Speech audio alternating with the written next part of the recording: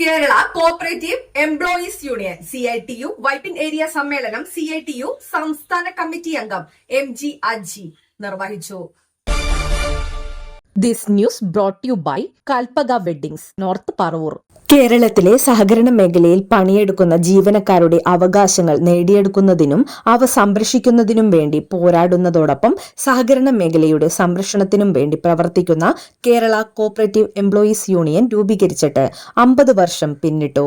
2025 December Kozhikode വെച്ച് നടക്കുന്ന യൂണിയന്റെ 31ാമത് സംസ്ഥാന സമ്മേളനത്തിന് മുന്നോടിയായി വൈപ്പിൻ ഏരിയ സമ്മേളനം സംഘടിപ്പിച്ചു. NC കാർത്തികേയൻ നഗറിൽ നടന്ന സമ്മേളനം CITU സംസ്ഥാന കമ്മിറ്റി അംഗം PG അജി ഉദ്ഘാടനം ചെയ്തു. 8 വർഷം കഴിഞ്ഞ് അദ്ദേഹം എറണാകുളം ജില്ലയിലെ അവരുടെ റീജിയണൽ യൂണിറ്റിൽ എറണാകുളത്ത് റീജിയണൽ മാനേജർ ഇരിക്കുന്ന ബ്രാഞ്ചിൽ അദ്ദേഹം ജോലിക്കുന്നു.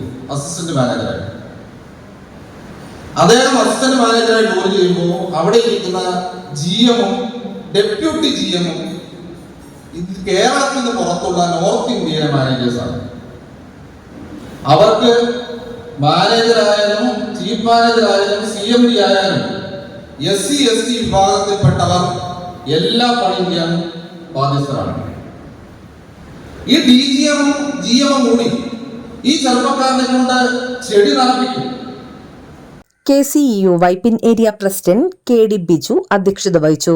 CPIM Vypin area secretary AP Prinil യാത്രയയപ്പും അനുമോദനവും നിർവഹിച്ചു.